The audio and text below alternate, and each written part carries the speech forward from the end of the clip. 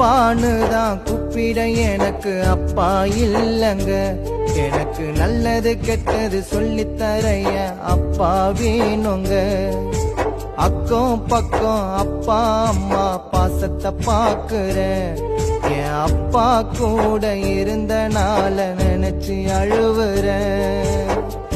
உறக்கத்தை நீ மறந்தாயே, குடும்பத்தை நீ சுமந்தாயே, வேதனைய நீ கொடுத்தாயே,